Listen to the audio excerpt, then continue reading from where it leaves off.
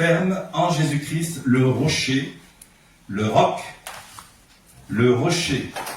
Alors, dans la lettre aux Philippiens, l'apôtre Paul écrit ceci. Philippiens 4, verset 1 nous dit « C'est pourquoi, mes bien-aimés et très chers frères, vous qui êtes ma joie et ma couronne, demeurez aussi fermes dans le Seigneur, demeurez ainsi fermes dans le Seigneur, mes bien-aimés. » Le « c'est pourquoi » en début de phrase indique une raison bien précise pour laquelle nous devons demeurer fermes dans le Seigneur. Pourquoi ? Parce que notre droit de cité est dans les cieux. Nous sommes toujours ici-bas sur la terre, mais notre droit de cité est dans les cieux en Jésus-Christ. Nous avons donné notre vie à Christ. Et l'apôtre Paul confirme ceci dans Philippiens 3, 20. Il dit ceci. « Mais nous sommes citoyens des cieux, d'où nous attendons aussi comme Sauveur, Seigneur, Jésus-Christ. » C'est pourquoi la parole de Dieu nous exhorte de ne pas vivre à la manière des citoyens de ce monde. La parole de Dieu nous exhorte à ne pas vivre selon les citoyens de ce monde. Les chrétiens sont à part dans ce monde. À part. Philippiens 3, verset 18-19, nous dit ceci. « Car il en est plusieurs qui marchent en ennemis de la croix de Christ. Leur fin sera la perdition, ils ont pour Dieu leur ventre. Ils mettent leur gloire dans ce qui fait leur honte. Leur gloire dans ce qui fait leur... Ils ne pensent qu'aux choses de la terre. » Et suite à ce constat assez sévère de l'apôtre Paul, il nous est demandé de vivre en citoyens des cieux. Premièrement, Philippiens 1, verset 10 nous dit « Pour le discernement des choses les meilleures, afin que vous soyez purs et irréprochables, pour le jour de Christ. » Et nous savons que nous sommes dans la dernière ligne droite avant le retour de Jésus. Les temps sont courts, purs et irréprochables. Deuxièmement, il nous est demandé de vivre d'une manière digne de l'Évangile. Philippiens 1, verset 27 nous dit « Seulement conduisez-vous d'une manière digne de l'Évangile de Christ, afin que, soit que je vienne vous voir, soit que je reste absent, j'entends dire de vous que vous demeurez fermes, dans un même esprit, combattant d'une même âme, pour la foi de l'Évangile. » Est-ce que c'est le cas actuellement pour nous? Dieu seul le sait. Demeurer ferme dans un même esprit, combattant d'une même âme, pour la foi de l'Évangile. Troisièmement, il nous est demandé de mettre en œuvre notre salut, avec crainte et tremblement, nous dit l'apôtre Paul, Philippiens 2, verset 12. Avec crainte et tremblement, c'est-à-dire avec un respect qui est dû à notre Dieu. Et même une loyauté. Quatrièmement, afin d'être irréprochable et pur. Philippiens 2, verset 15-16 nous dit « Afin que vous soyez irréprochables des enfants de Dieu, irrépréhensibles, au milieu d'une génération perverse et corrompue, parmi laquelle vous brillez comme des flambeaux dans le monde. » Amen. Comme dans... Vous vous rendez compte ce que Dieu attend de nous dans cette génération perverse et corrompue? Quand on voit les jeunes comme ils se comportent, quand on voit à la télé, que ce soit sur Internet, la corruption elle est partout. L'incitation à la débauche elle est partout. Portant la parole de vie, et je pourrais me glorifier au jour de Christ de n'avoir pas couru en vain, ni travaillé en vain. Non, nous ne travaillons pas en vain pour le Seigneur. Paul l'a toujours dit. Voilà ce qui s'appelle, et résume en 4 points, demeurer ferme dans le Seigneur. Amen. Lorsque nous réalisons à travers la nouvelle naissance que Christ est notre vie, lorsque réellement nous sommes nés de nouveau, et que nous réalisons que Christ maintenant est notre vie, il habite en nous par son esprit. C'est Christ qui vit, c'est Christ qui a des droits sur notre vie. Nous lui avons donné le volant de notre vie. Amen.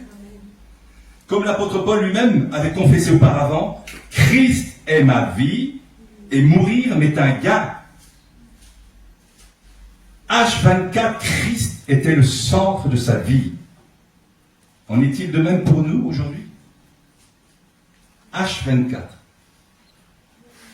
Lorsque nous sommes réellement ancrés dans cette certitude, alors nous pouvons croire que en lui, nous sommes fils et filles de Dieu. La révélation, elle vient d'en haut, pas d'en bas. En lui, nous avons le droit d'appeler Dieu Père. Autrefois, quand j'étais dans cette religion traditionnelle, quand je prononçais le nom de Dieu, j'avais l'impression d'avoir une épée au-dessus de la tête. C'était vraiment avec crainte, parce que pourtant, j'aimais Dieu, déjà tout jeune, mais je n'avais pas la notion du péché. Alors que depuis que j'ai donné ma vie à Jésus, depuis que mes péchés ont été pardonnés, c'est un plaisir chaque jour d'appeler Dieu Père, mon papa, Père.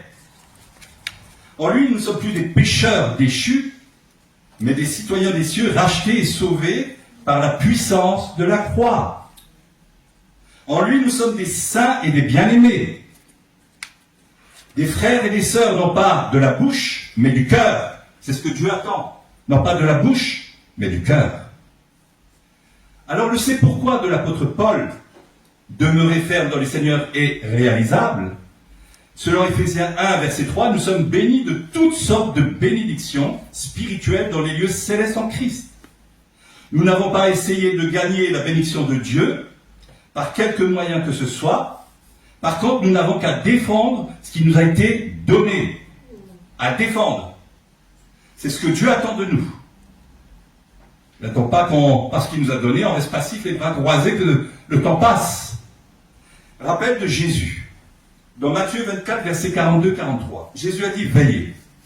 Veillez donc, puisque vous ne savez pas quel jour votre Seigneur viendra. Heureusement qu'on ne le sait pas. Ça nous permet d'être en attente. Si on savait, comment on serait actuellement? En train de vivre comment actuellement on vivrait? Si on n'avait pas ce désir d'attente et cette crainte qui nous prennent à l'improviste, dans quel état nous serions actuellement? Et il dit, verset 43, sachez-le bien, si le maître de la maison savait à quelle veille de la nuit le voleur doit venir, il veillerait et ne laisserait pas percer sa maison. Alors chaque jour, nous devons de défendre les bénédictions spirituelles que Dieu nous a accordées dans les lieux célestes en Christ. Notre force est en lui. Si nous demeurons en lui, nous pourrons tenir ferme face aux aléas de la vie. Et Dieu seul sait que des tempêtes, il y en a. Souvent, elles viennent à l'improviste dans notre vie. Mais si notre force est en lui, comme j'ai dit, et si nous demeurons en lui, nous pourrons tenir ferme à tout ce qui pourrait subvenir. Rappel de Matthieu 7, verset 4, où Jésus avait parlé de la parabole des deux maisons. C'est pourquoi, quiconque entend ces paroles que je dis et les met en pratique, sera semblable à un homme prudent qui a bâti sa maison sur le roc. Il dit bien, mettre sa parole en pratique. Verset 25, la pluie est tombée, les torrents sont venus, et les vents ont soufflé et se sont jetés contre sa maison. Elle n'est point tombée, parce qu'elle était fondée sur le roc, sur Christ et sa parole. Elle n'est pas tombée contrairement à la maison bâtie sur le sable, où le sable peut se figer un moment et ensuite se désagréger aussi vite. Le sable du monde, le roc qui est éternel. Les paroles de l'apôtre Paul vont dans le même sens que la parabole de Jésus. Dans Éphésiens 2, verset 19, verset 22, « Ainsi donc, vous n'êtes plus des étrangers ni des gens du dehors, mais vous êtes des concitoyens des saints, gens de la maison de Dieu. En lui, Jésus, vous êtes aussi édifiés pour être une habitation de Dieu en l'esprit. » Alors si nous sommes réellement nés de nouveau selon Jean 3, verset 3, notre corps renouvelé à travers la mort et la résurrection de Jésus devient une maison spirituelle. Le Saint-Esprit vit en nous. Et surtout la parole de Dieu dit, n'attristez pas le Saint-Esprit, c'est une personne. C'est la personne la plus puissante de tout l'univers, le Saint-Esprit. De ne pas attrister. Il est sensible, le Saint-Esprit. Très sensible. Donc le Saint-Esprit réside en nous, ainsi que le nom et l'autorité de Jésus. Amen. Le nom et l'autorité de Jésus. Dieu nous a donné un mandat à travers Jésus-Christ. Son nom et son autorité. Et nous sommes responsables de cet acquis. D'où l'exhortation de Jésus de ne pas laisser percer sa maison. Comment peut-on laisser percer sa maison? Soit par négligence, soit par incrédulité vis-à-vis de la parole de Dieu. Comment? Par incrédulité par la parole de Dieu. Actuellement, c'est la mode, les chrétiens passent énormément de temps sur les réseaux sociaux en écoutant X, Y, Z, son point de vue, un tel, que ça devient un petit mélange dans la tête et ça pue en sang. Ça devient des chrétiens girouettes. Et surtout par l'attrait que peuvent encore exercer l'attrait du monde, c'est-à-dire les plaisirs de ce monde dans notre vie. Et pourtant, lors de son mystère terrestre, Jésus n'avait-il pas révélé les véritables motivations du diable envers tout homme et toute femme ici-bas? Il n'a jamais rien caché. Il a révélé la nature du diable. S'il y a Dieu, il y a le diable.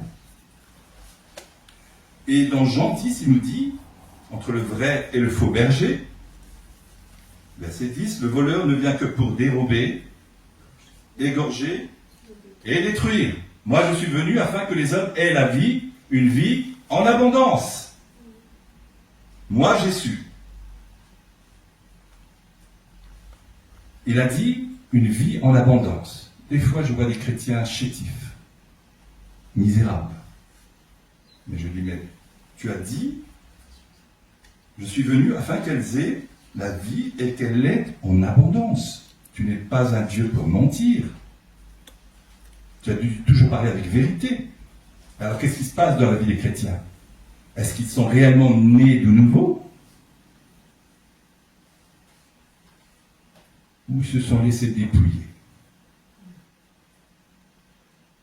Alors, comment tenir ferme et ne pas se laisser dépouiller par l'ennemi de nos âmes qui est le diable? Jésus nous donne la réponse dans Matthieu 26, verset 41. Il dit, premièrement, veillez et priez, afin que vous ne tombiez pas dans la tentation. L'esprit est bien disposé, mais la chair est faible. La chair est faible. Et c'est dans ce contexte que l'apôtre Paul nous exhorte à nous revêtir de toutes les armes de Dieu, afin de pouvoir résister, tenir ferme face aux séductions et pièges du malin. Éphésiens 6, versets 11 et 12 nous dit, revêtez-vous de toutes les armes de Dieu, afin de pouvoir tenir ferme contre les ruses du diable. Car nous n'avons pas à lutter contre la chair et le sang, mais contre les dominations, contre les autorités, contre les princes de ce monde, de ténèbres, contre les esprits méchants dans les lieux célestes. Tant que Jésus n'aura pas manifesté son retour glorieux sur la terre, l'Église de Christ est appelée à veiller et à prier. Veiller, c'est chaque jour de la semaine. Veiller dans une relation avec un culte personnel avec Dieu. Veiller à lire sa parole, à nourrir de sa parole. Et prier, c'est aussi venir à des réunions de prière, comme ici le mercredi. Ensemble, nous édifier ensemble. Avoir à mener ce combat dans la foi ensemble. Ensemble. Donc veiller et prier, c'est-à-dire avoir une position et une attitude d'élite. Alors pourquoi une attitude, une position d'élite? Parce que Jésus-Christ, le Fils du Dieu vivant, a déjà remporté le combat. Il a remporté une victoire totale. À la croix de Golgotha, il a remporté une victoire totale face à la puissance du péché, face à la puissance du diable. Il a remporté cette victoire. Et cette victoire, elle n'est pas temporaire, elle est éternelle. Et le diable veut toujours nous faire croire, non, je suis fort. Mais regarde l'état de ce monde. Regarde. Tu crois réellement qu'il a remporté cette victoire? Regarde ce que je suis en train de faire dans ce monde. Non, la parole de Dieu nous dit que Jésus-Christ est sorti en vainqueur du tombeau. Il a écrasé Satan et ses démons à la croix. Il a vaincu le péché à la croix. Point final. Si nous demeurons fermes en lui et si nous gardons cette position d'élite en lui, nous vaincrons. Nous vaincrons, c'est sûr. si nous gardons cette position d'élite. Mais si nous nous laissons écraser par quelque pensée que ce soit, parce qu'il viendra toujours par derrière, jamais en face, nous insuffler ces mauvaises pensées. Et si nous nous laissons inspirer par ces pensées, il va nous écraser. Il va nous écraser. Alors refusons ces pensées dans le nom de Jésus. Nous avons un nom qui est au-dessus de tous les noms, dans lequel tout genou fléchit au nom de Jésus de Nazareth. Tout genou. Alors ne nous laissons pas intimider. La parole de Dieu, il faut lui dire, la parole de Dieu dit ceci. La parole de Dieu. Jésus, quand il était tenté dans le désert, il a utilisé ensuite la parole de Dieu. Bien que le diable ait aussi utilisé la parole de Dieu. Mais la parole de Dieu, prononcée par la bouche de Jésus, a un impact, a une puissance. Et Satan a dû se retirer.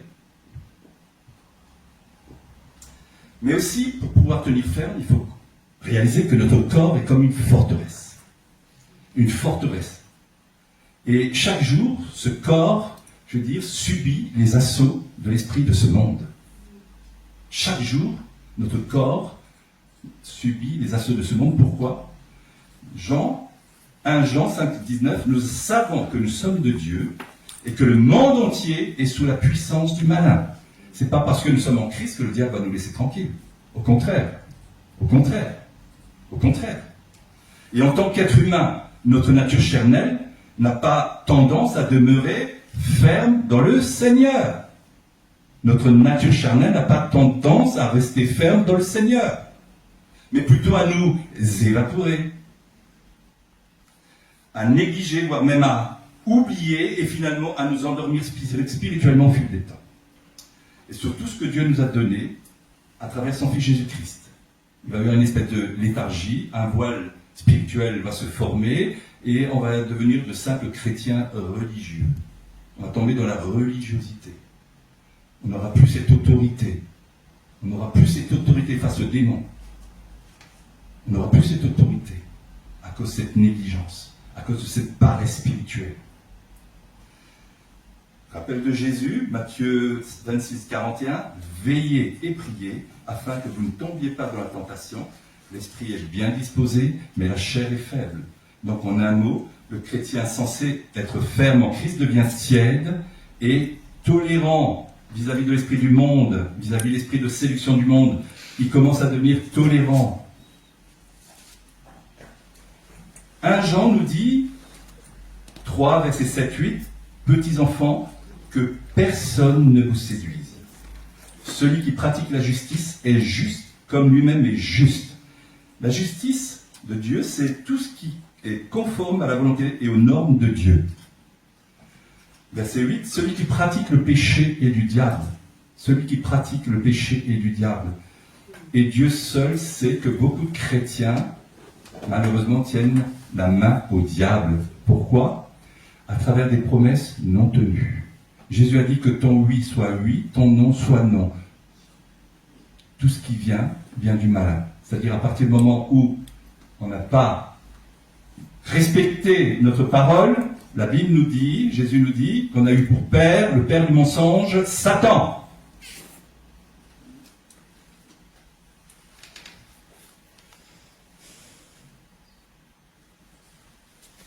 Celui qui pratique le péché du diable, car le diable pêche dès le commencement, le Fils de Dieu apparut afin de détruire les œuvres du diable. Détruire les œuvres du diable. Ainsi, toute la justice de Dieu se trouve en Christ. Toute la justice de Dieu se trouve en Christ. Sachant que les Écritures, selon les Écritures, que le tentateur, c'est le malin, bien sûr, et que le péché réside dans la réponse donnée à celui-ci. À partir du moment où on obéit à ce qu'il nous demande de faire, on pêche. On pêche. Et face à la question posée auparavant, comment tenir ferme et ne pas se laisser dépouiller par l'ennemi de nos âmes, il faut savoir, premièrement, ne jamais oublier l'avertissement de Jésus. L'esprit est bien disposé, mais la chair est faible. La chair est faible. L'apôtre Paul dénonce lui aussi cette dualité constante entre la chair et l'esprit. Galates 5, verset 13, 16, 17, verset 13, frères et sœurs, vous avez été appelés à la liberté. Seulement ne faites pas de cette liberté un prétexte de vivre selon la chair.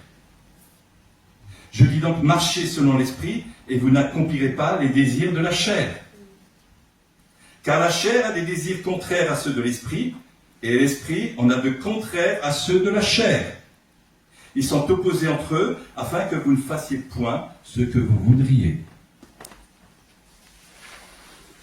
Il y a toujours notre nature charnelle qui veut faire obstacle au désir de l'Esprit de Dieu. Toujours, ce sera toujours ainsi. Et c'est pourquoi nous avons toujours tout à nouveau à renverser cela. Donc, il est de notre ressort de renverser tout ce que ces pensées de l'adversaire viennent comme ça s'immiscer dans nos pensées. Nous devons faire gaffe, faire attention et de prendre autorité et de renverser cela.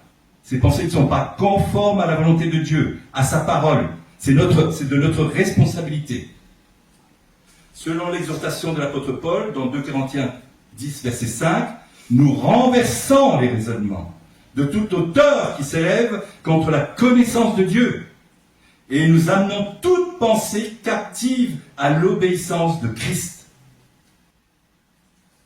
Nous renversons les raisonnements et toute hauteur qui s'élève contre la connaissance de Dieu.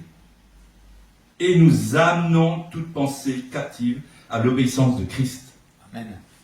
Rappel, Galates 5, verset 16, marchez selon l'esprit, et vous n'accomplirez pas les désirs de la chair. Marchez selon l'esprit.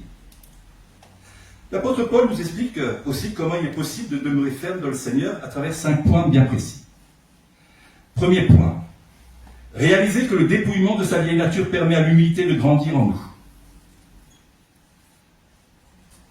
Notre moi doit se réduire, diminuer, pour permettre à l'homme nouveau de grandir. Si ce n'est pas le cas, c'est notre vieille nature qui va prendre le dessus et nous commander dans notre marche à suivre. Philippiens 2, versets 3, 4, 5 nous dit « Ne faites rien par esprit de parti ou par vaine gloire, mais que l'humilité vous fasse regarder les autres comme étant au-dessus de vous-même. Que chacun de vous, au lieu de considérer ses propres intérêts, considère aussi ceux des autres. Ayez en vous les sentiments qui étaient en Jésus-Christ. » Est-ce que c'est possible d'avoir H24 des sentiments qui étaient en Jésus-Christ? Oui, si nous lisons régulièrement la parole, il n'y a aucun problème.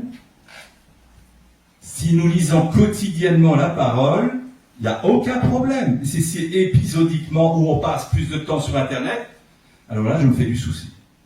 Là, je me fais du souci. Deuxièmement, la communion avec Christ, par la prière, nous maintient dans une position de foi et de paix. Philippiens 4, versets 6, 7, 8 nous dit « Ne vous inquiétez de rien, mais en toute chose, faites connaître vos besoins à Dieu par des prières et des supplications, avec des actions de grâce. » Au verset 7, « Et la paix de Dieu, qui surpasse toute intelligence, gardera vos cœurs et vos pensées en Jésus-Christ. » Amen. Troisième point. La véritable clé pour vivre une vie spirituelle bénie et épanouie dans le Seigneur, Philippiens 4, verset 8, « Au reste, frères, que tout ce qui est vrai, que tout ce qui est honorable, tout ce qui est juste, tout ce qui est pur, tout ce qui est aimable, tout ce qui mérite approbation, ce qui est vertueux et digne de louange, soit l'objet de vos pensées. » Quatrième point, l'exhortation de l'apôtre Paul à mettre en pratique ses enseignements. N'oublions pas que c'est le sacré d'évangile. Il a dit tout ce que j'ai reçu, ça vient de Jésus. À mettre en pratique ses enseignements auxquels il s'est lui-même conformé tout au long de sa vie spirituelle à suivre Jésus, le Fils du Dieu vivant. Jésus a été soumis au Père. Il a dit, mes paroles ne viennent pas de moi-même, mais c'est ce que le Père m'a donné de vous donner. L'apôtre Paul, c'est pareil. Il a donné ce que Jésus lui a donné de ce qu'il devait donner au peuple. Et rien d'autre. Mettez en pratique ces enseignements, nous dit l'apôtre Paul. Philippiens 4, verset 9. Ce que vous avez appris, reçu et entendu de moi, Paul, et ce que vous avez vu en moi, Paul, pratiquez-le. Avec cette promesse, et le Dieu de paix sera avec vous. Amen. Vous êtes soumis à la parole de Dieu? Mais il y a la paix, il y a la joie, il y a la bénédiction. Moi, ça fait 41 ans que je vis dans le Seigneur. C'est constant parce que tous les jours, je prie, tous les jours, je lis la Bible, tous les jours. Et je ne passerai pas un jour à côté. Mais il y a une stabilité, il y a une paix, il y a une bénédiction. C'est pas... C'est comme ça. Parce que j'ai la crainte de Dieu, je ne veux pas le blesser. Quand il me demande de faire, je fais. Et tout va bien. Les mois passent, les années passent, mais il est fidèle, il est véritable. Et si nous sommes fidèles, qu'est-ce qu'on a à craindre? Qu'est-ce qu'on a à craindre? Qu'est-ce qu'on a à craindre? Philippiens 4, verset 9. Ah oui, 5e point. Ne jamais oublier qu'à travers Christ, nous courons tous vers un but bien précis. Et c'est lequel? Amen. On rentre à la maison. Ah, j'aime. Mais attention. Attention. C'est facile de dire on rentre à la maison. Ah, mais on se sanctifie, on aime le Seigneur, on avance. Hein. Gloire à Dieu. Gloire à Dieu. Gloire à Dieu. Gloire à Dieu. Exactement. Exactement. Alors, donc, Philippiens nous dit, c'est Paul qui dit, Philippiens 3, verset 13-14, mais je fais une chose, oubliant ce qui est en arrière et me portant vers ce qui est en avant. Rappel de Jésus, dans Luc 9, verset 62. Quiconque met la main à la charrue et regarde en arrière n'est pas propre au royaume de Dieu. Paul, il regardait constamment en avant. Derrière, c'était fini. Jésus a dit, quiconque met la main à la charrue et regarde en arrière n'est pas propre au royaume de Dieu. On ne peut pas suivre Jésus tout en ayant la nostalgie et de regarder constamment en arrière. Ça ne marche pas. Ça ne marche pas. Constamment, le but, comme Paul, comme tu l'as dit. Le royaume de Dieu. Le royaume de Dieu. Alors, tant Dieu est le Dieu du présent et de l'avenir, et non plus du passé. Amen. Tant Dieu est le Dieu du présent et de l'avenir, et non plus du passé. Le passé, c'est terminé. Quand tu as donné ta vie à Jésus, il t'a affranchi de ton passé. Le diable aime bien nous ramener notre passé, nous rendre nostalgiques sur notre passé, mais refuse au nom de Jésus-Christ. Mon passé n'a plus rien à voir avec moi. C'est terminé mon passé. J'ai une nouvelle identité en Christ. J'ai un avenir en Christ. Qu'est-ce que je vais m'embourber de nouveau dans mon passé? Là où Jésus m'a cherché. Ah, le diable, il aime bien nous ramener les chrétiens dans leur boue du passé. L'apôtre Paul, par cette compréhension, a pu affirmer et confirmer jusqu'à son dernier souffle, je cours vers le but pour remporter le prix de la vocation céleste de Dieu en Jésus-Christ. Il n'avait que ça en lui. Il n'avait que ça pendant tout son ministère. Jésus, il n'avait qu'une chose, il n'avait qu'un but, c'est de donner sa vie pour nous sauver de la perdition éternelle. Cette motivation, il l'a menée jusqu'à la croix de Golgotha. Paul, il n'avait qu'un but, c'est rejoindre un jour Christ, mais mener à bien sa mission par la grâce de Dieu. Et merci Père pour ce que Paul a pu accomplir comme Jésus ton Fils, parce qu'aujourd'hui, grâce à Paul, grâce aussi aux disciples, on a la parole de Dieu. La nouvelle alliance est là. Mais qu'en faisons-nous de cette nouvelle alliance? Chacun est responsable devant toi. Chacun est responsable devant toi. Alors, je vais terminer. Apocalypse 11, verset 18. Nous savons qu'à la 7e trompette, le royaume du monde sera remis à Jésus-Christ. À la 7e trompette. Verset 18. Il est temps, et le temps est venu de juger les morts, de récompenser tes serviteurs les prophètes, les saints et ceux qui craignent ton nom. C'est qui les saints? Amen. Et ceux qui craignent ton nom. Mais ça veut dire que le tribunal de Christ nous attend. La première des choses, pour tous ceux et celles qui sont enlevés, c'est direction le tribunal de Christ. Pourquoi? Pourquoi? Exactement. Eh oui, le tribunal de Christ, ce n'est pas le tribunal du jugement dernier. Le tribunal de Christ, chacun aura à rendre compte de sa vie passée en tant que chrétien ou chrétienne ici-bas sur la terre. Ce qu'on aura fait en bien ou en mal. Mais oui, n'oubliez pas, il y a le tribunal de Christ d'abord. On ne va pas tout de suite fêter les noces de l'agneau. Non, non, non, non. Qu'est-ce que tu as fait pour moi pendant tout ce temps terrestre? Qu'est-ce que tu as fait? Et c'est là où il faut faire attention. Parce que sinon, il va y avoir beaucoup de surprises là-haut. Pendant le temps du tribunal de Christ. Beaucoup. Beaucoup. Pourquoi? C'est par récompense. Hein? C'est essentiellement Par rapport aux récompenses, parce que tu es sauvé, tu as été enlevé. Ouais. Mais il est temps, le temps est venu de juger les morts, de récompenser tes serviteurs, les prophètes, les saints et ceux qui craignent ton nom. Donc, voilà pourquoi ça vaut la peine de rester ferme dans le Seigneur, parce qu'il y a le tribunal de Christ. Et pourquoi? Paul nous a dit quelque chose d'important concernant le tribunal de Christ. Il dit ceci, 1 Corinthiens 3, versets 12 à 15. Or, si quelqu'un bâtit sur ce fondement, c'est-à-dire Jésus-Christ, avec de l'or, de l'argent, des pierres précieuses, du bois, du foin, du chaume, l'œuvre de chacun sera manifestée. Donc il parle de nous. Verset 13, car le jour la fera connaître parce qu'elle se révélera dans le feu. Et le feu éprouvera ce qu'est l'œuvre de chacun. C'est le feu de Dieu. Le feu de Dieu va éprouver nos œuvres. Si l'œuvre bâtie par quelqu'un sur le fondement de Christ,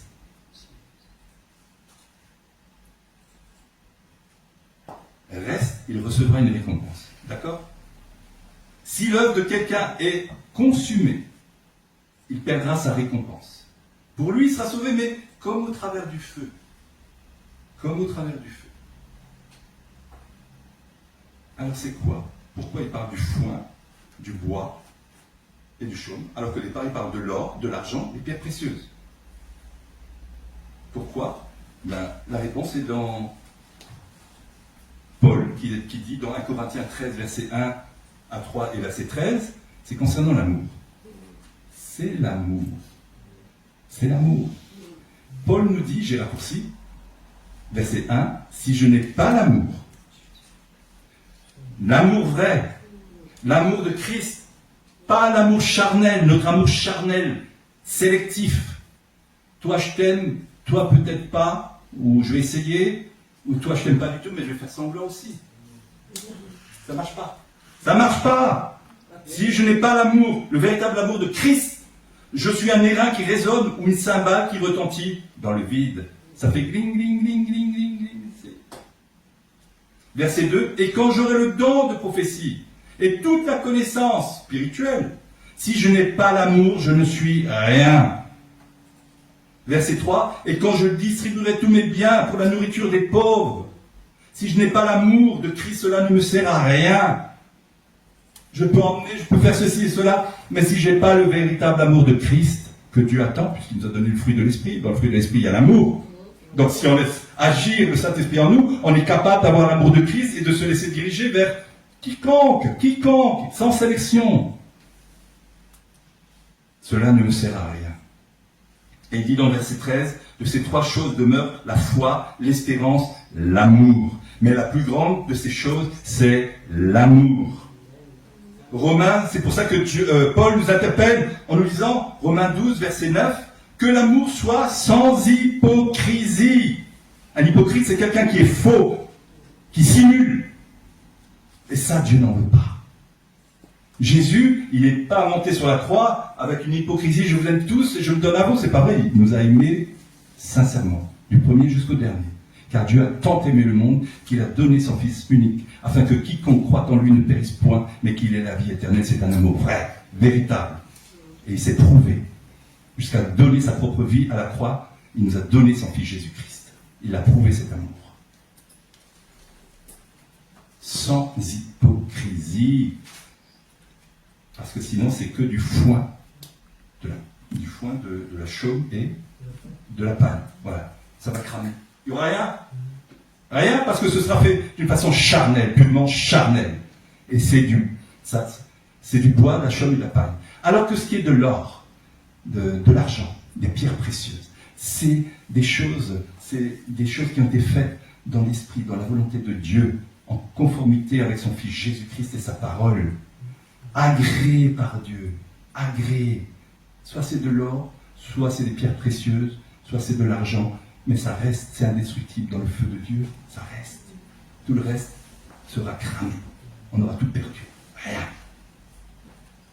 Juste sauvé à travers le feu, c'est tout comme ça. Je termine. Apocalypse 22, verset 14. Heureux ceux qui lavent leur robe, afin d'avoir droit à l'arbre de vie et d'entrer dans les portes de la ville, la Jérusalem céleste. La Jérusalem céleste. Apocalypse 3, verset 21.